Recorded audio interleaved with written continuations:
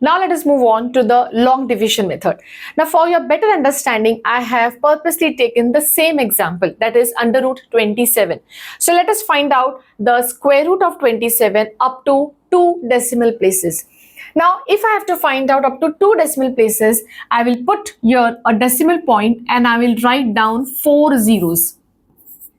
That means you have to write down in pairs. Say for example, if you want to find out the value up to 3 decimal places, so then in that case you will be writing 0 0, that is you will be adding the third pair. But right now we are just going to find out up to 2 decimal places, so we will remove these 2 zeros. Now the first step, find out a number whose square is near to 27. So here we know it is 5. 5s are 25. Correct? So now 27 minus 25 is 2. So this is your first step. The second step is whatever number you write over here, you need to add the same number over here. I repeat, whatever number you are writing as the quotient, the same number you are going to add over here. So 5 plus 5 gives you 10. Now, the next step. Now, before you bring down this 0, you need to take this decimal point up. So here you will be having a decimal point. And now I'm going to bring down this 0. So these zeros are going to come down as a pair. So you are going to have 2 zeros. So now again, this is just like the previous step. That is, now here you're having 200.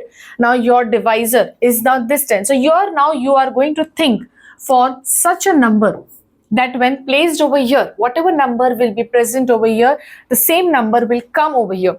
So you have to find out the product in such a way that it is either equal to 200 or it should be less than 200. So what does that mean? Say 100, suppose if I take 101, that is, suppose if I take here 1. So here compulsory I need to take 1 only. So it is 101 into 101. So this gives me 101. So this is less than 200. Let us see the next one. Say if in this place of blank comes 2. So here also I have to write down 2. So 102 into 2. So this is 4. 2 zeros are 0 and 2 ones are 2.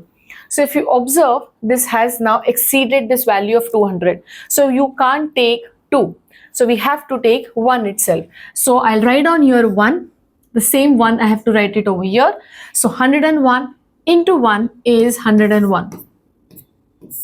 Now you're going to subtract it. So this gives you 10 minus 1 is 9. Again this becomes 1. This becomes 9. So it is 99.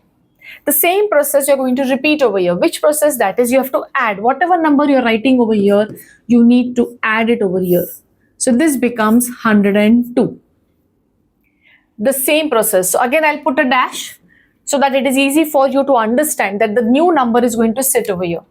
Now again you're going to bring down this pair down. So this gives you, that is, this entire pair will come down. So it becomes 9900. Now again observe. Here if I put 1, 1021, here also I have to write on 1, and this is 1021. It's far away from 9900. So let us try with, say, 102. Let us try with 8. So if I multiply 1028 into 8. So what number I get? So 8 8s is 64. 8 2s are 16, plus 6 is 22, 8 zeros are 0, plus 2, and 8 1s are 8. So yes, it is near to this, but we need to check it with 9 as well. So I'll multiply 1,029 multiplied by 9. So it means if I put here 9, I have to put here also 9. So now let us multiply. 9 9s are 81, 9 2s are is 18, 18 plus 8, 26, 9 zeros are 0, plus 2, and 9 1s are is 9. So let us check. Yes. So this one is closer to this. So here I am going to write down 9. Here also you will have 9, and this value 9261. So this gives you 10 minus 1 is 9, 9 minus 6 is 3. This is 8 minus 2 is 6. Now suppose if you have to find out the value up to the third decimal place. So you will be writing down again a pair of zeros. You will bring down that near to the 6390. But before you do that, you have to add this 9 over here also. Okay, that means this 9 will get added over here.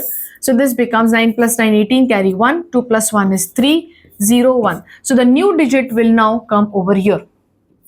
Over here. So in this way, you can find out the exact value up to the decimal places that you need. So here we have found it just up to 2 decimal places. So the correct value is 5.19.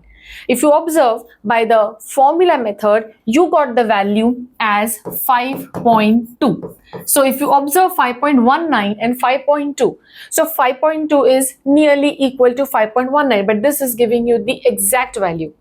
So this is how you use the long division method to find out the square root of an imperfect square.